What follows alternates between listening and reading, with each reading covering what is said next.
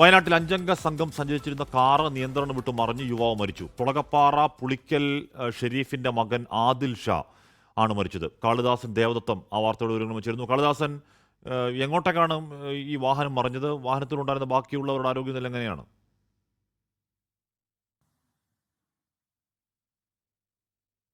ഹാഷ്മി, 5 അംഗ സംഘം സഞ്ചരിച്ചിരുന്ന കാറാണ് ഇത്തരത്തിൽ നിയന്ത്രണം വിട്ട് ഒരു അപകടത്തിൽപ്പെട്ടത്. അതിൽ ഒരാൾ മരിച്ചിരിക്കുന്നു എന്നുള്ളതാണ്. 21 വയസ്സുള്ള ആദിൽ ഷായാണ് മരിച്ചത്. കുളകപ്പാറ സ്വദേശി തന്നെയാണ്. ആ ഒരു പരിസരത്ത് വെച്ചാണ് ഇത്തരത്തിലൊരു അപകടം കൂടി ഉണ്ടായതെന്നുള്ളതും കൂടിയാണ്. രാവിലെ 8:30ഓടെയാണ്. 5 അംഗ സംഘത്തിൽ ബാക്കി 4 പേർ പരിക്കേറ്റ് ചികിത്സയിലാണെന്നുള്ളതും കൂടിയാണ്. അതിൽ ഇവർ സുഹൃത്തുക്കളാണ്. 2 പേർ പുൽപ്പള്ളി സ്വദേശികളാണ്.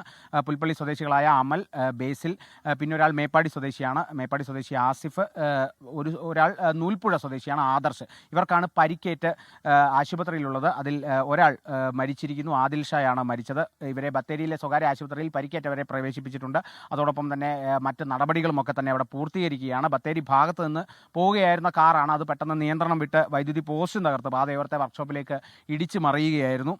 ഇവർ പാലക്കാടേക്ക് പോകും വഴിയാണ്. ഇവർ സഞ്ചാരികളാണ്, അല്ലെങ്കിൽ ആ ഒരു രീതിയിലൊരു വിനോദസഞ്ചാരം എന്നുള്ള നിലയ്ക്ക് ഇറങ്ങിയതാണെന്നുള്ളതാണ് മനസ്സിലാക്കുന്നത്. 5 അംഗ സംഘമായിരുന്നു. അതിൽ ഒരാൾ മരിച്ചിരിക്കുന്നു. കുളകപ്പാറയിലാണ് ഈ ഒരു അപകടമുണ്ടായത്. പരിക്കേറ്റ 4 പേർ ബത്തേരി ആശുപത്രിയിൽ ചികിത്സയിലാണ്. ഹാഷ്മി, ലോകത്തെവിടെയായാലും ഏത് സമയത്തും 24 വാർത്തകളും ഓഗ്മെന്റഡ് റിയാലിറ്റി പാക്കേജുകളും എക്സ്പ്ലെയിനറുകളും വിശദമായി കാണാൻ ഞങ്ങളുടെ യൂട്യൂബ് ചാനൽ നിങ്ങൾക്ക് സബ്സ്ക്രൈബ് ചെയ്യാം.